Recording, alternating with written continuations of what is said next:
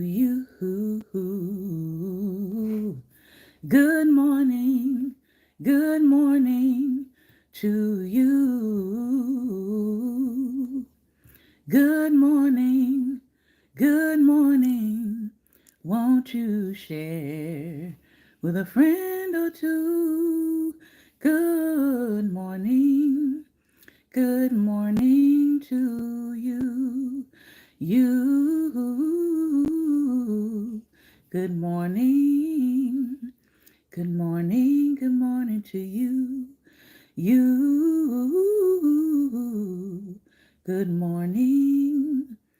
Good morning to you. And many more, and many more, and many more. Good morning and welcome to Daring Dialogues. I'm your host today, Shantae Charles. It is season 15. Yes, we have been doing this for 15 seasons since 2016. If you want to go back and actually look at some of our playlists, you can find them right here on YouTube. And the playlists are all listed Daring Dialogues by season. So if you want to go back and look at the discussions, look at the readings, all the books that we've covered over the years, feel free to do that and explore. All right. Today is episode 11, so we are well into the season. And we're going to start today because it is Monday Motivation. We're going to start with some devotional reading. And then I'm going to read you a poem today. And then we're going to talk about a woman for Women's History Month that you might not know. I have been trying to be on a quest to find women that I don't really know a whole lot about. Most of the women's history books out there that are like anthologies have pretty much, I would say, similar or some of the same people in. Sometimes the illustrations are different. But this book has a couple of people I definitely have not heard of before. So I am reading and looking forward to sharing some of them with you. So let's look at today's topic and devotional coming from Daily Motivations for African American Success, May 24th, and the title is Meeting of the Minds. Kareem Abdul-Jabbar said this: "Your mind is what makes everything else work." It has been said that the rational mind is a wonderful servant, but a terrible master. We must control the mind instead of giving it free rein to run wild. If we do not control the mind, it will team up with the mouth and the tongue, and together can lead us into much trouble. A man was troubled with dizzy spells. He went from one doctor to another, but none could diagnose the problem. He began to lose weight and he stopped sleeping at night. His health began to deteriorate. He soon lost hope that he would ever recover, so he decided to prepare for the worst. He made out his will, bought a cemetery plot, and even made arrangements with the local undertaker for what he was convinced was his imminent demise. He even decided to buy a new suit of clothes to be buried in. He picked out shoes, socks, coat, pants, and asked for a size 15 shirt. The store clerk said, "But sir, you need a 16 and a half shirt, not a 15." The man insisted he wore a size 15. Finally, in exasperation, the clerk said, "But if you wear a size 15, you'll get dizzy spells." We can stay out of trouble by using our minds. I am not speaking of the emotions, but of wisdom of the soul. Alonzo Herndon, an ex-enslaved person who was worth millions when he died, spoke discreetly about the mind. "Sometimes it's best," he said, "if a person spends a moment or two thinking. It's one of the toughest things an individual can ever do. The mind is one of our most prized possessions, so we should exercise it and use it. Our rational mind, when under control, will never steer us wrong. The mind is real. It cannot be misled because it does not confuse facts with wisdom. I will keep my rational mind under control." Yeah, I think we know a little bit more about the mind now. So we have a little bit better idea of how we can control our mind and what our mind is capable of doing. Some of you might be interested in the field of neuroscience, but there is, of course, the concept of neuroplasticity, which lets us know that we can shape and retrain our mind. All right, our next devotional that we're looking at is the one specifically for women, Meditations for Black Women by Oludero Adebayo. Develop unshakable self-confidence. Zora Neale Hurston had this to say in How It Feels to Be Colored Me. She said, "Sometimes I feel discriminated against, but it does not make me angry. It merely astonishes me. How can any deny themselves the pleasure of my company? It's beyond me." Meditation. The pain and confusion from the discrimination I feel does not overpower my self-confidence. Reflection. Truth be told, it does hurt to be on the receiving end of misogynoir. Because of someone else's internal biases, they can decide that you, being a black woman, calls for you to receive malicious treatment. As a result, you experience discrimination that can create tangible and intangible barriers to success. It's actually pretty astonishing, just like Zora Neale Hurston said. And if you really think about it, it makes no sense. Now, I've come to that conclusion as well, but let's hear their reasoning about why it makes no sense. That's because you are more than your physical identities. Your personality and other characteristics matter the most. Are you kind? Are you trustworthy? Are you honest in your relationships with others? Do people find you pleasant to be around? This is what others should care about, not the color of your skin or your gender. And while experiencing prejudices like being told you can't wear your hair naturally at work or school might cause you pain and confusion, you must develop unshakable self-confidence. Good morning. This will ensure that you are not rattled by the negative things people say or assume about you. Let them sit in their thoughts. Having immovable assurance about who you are as a person is what will help you progress further in this world. You will become unstoppable as you blossom into who you are because self confidence breeds alignment with yourself and the world around you. To develop steadfast confidence, you must get to know yourself. This can look like completing things and activities alone, creating deeper relationships with people that you trust, making decisions without anyone's input, and accomplishing small goals like tidying up your own living space. Need help with developing skills that will help you say have confidence? Check out the Reclaim Control of Your Life, Understand Your Self-Worth, and Follow Your Conscious Meditations in this book. How to take action today. If your self-esteem is low, think of a small goal that you know you can achieve and go do it. This will build your self-confidence. All right. Now, let's get to some poetry for today. This poetry is called The Black Poets. It is an anthology edited by Dudley Randall.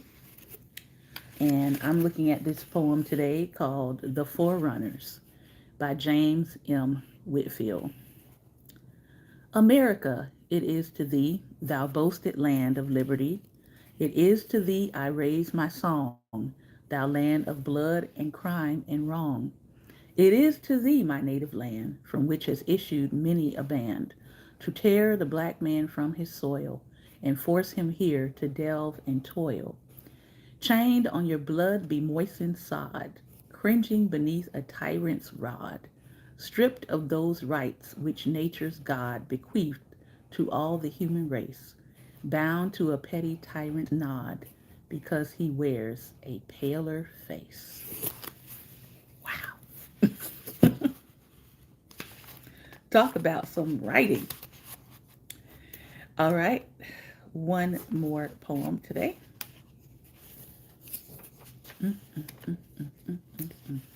The other day we read from Phyllis Wheatley. No, we didn't read from Phyllis Wheatley. I was reading a Phyllis Wheatley poem over the weekend, and she gave me a new vocabulary word. The vocabulary word is refulgent. Refulgent. Refulgent. And it means bright and shining. I was like, Now, I love words, and I've never heard that word before, but I had to go look it up. And I was like, oh, I think I'll be adding that to my vocabulary. It's such a refulgent day. All right, let's read one more poem.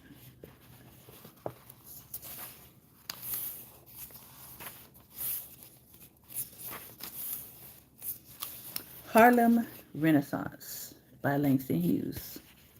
Strange that in this inward place I should meet life face to face.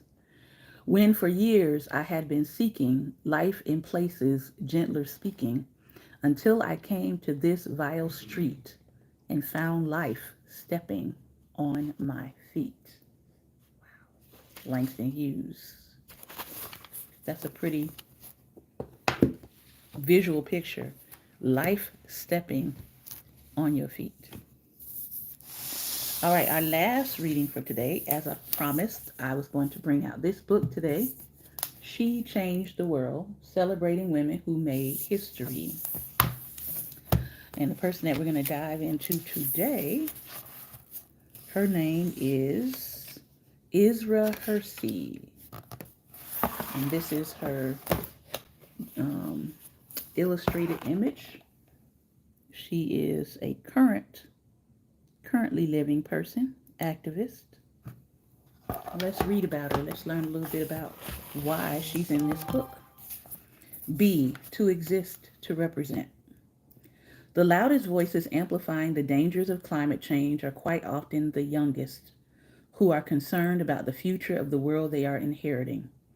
When she was just 16 years old, Isra Hersey co-founded the United States Youth Climate Strike and was among the directors mobilizing over 1,000 strike events in the largest climate mobilizations in U.S. history in 2019.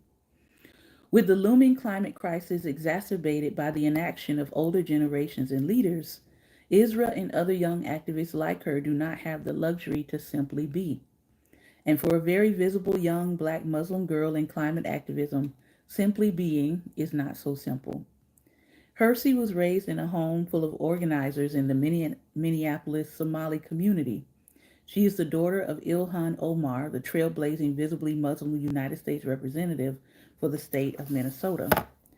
To fellow students, Isra was the hyper woke PC police growing up, a title she embraced proudly in middle school. With activism in her DNA, Isra joined the debate club in sixth grade and ran for class president simply to see if she could win, which she did.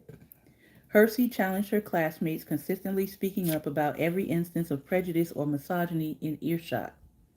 To peers, Isra is often the only black voice in rooms full of climate activists, reminding them to view the crisis through the lens of intersectionality, incorporating the language of race, gender, and class into calls for policy change.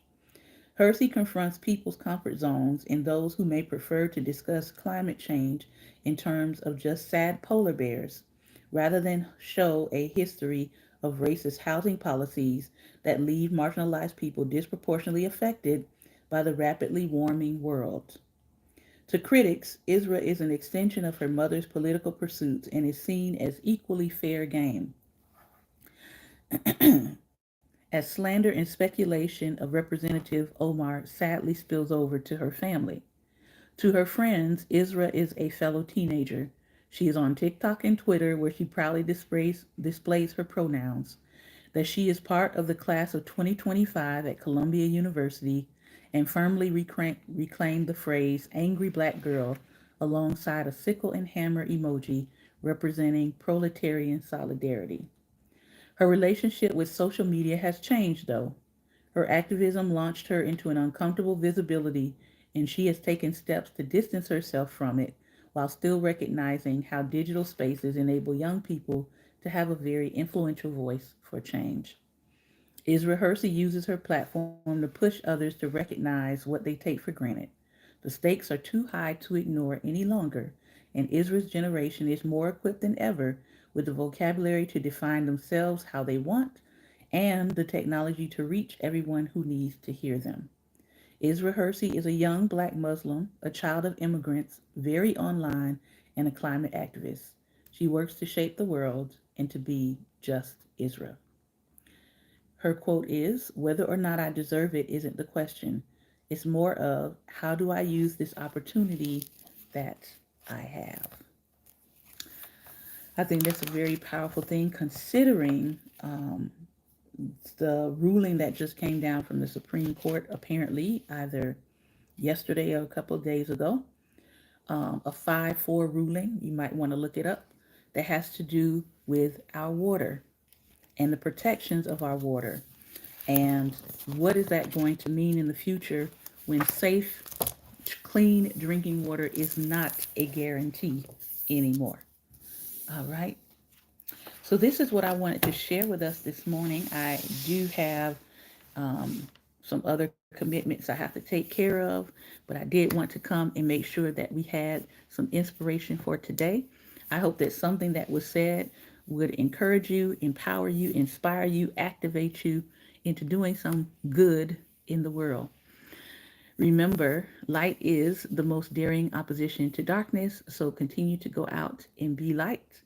Remember, tomorrow, Teachable Tuesday, we will be on Facebook on tomorrow. So we will not see you in this space. We will be on Facebook. Thank you so much for your time and attention. Join us over there tomorrow at 11 a.m. Eastern Standard Time on Black Table Talk. Be well, and most importantly, be light.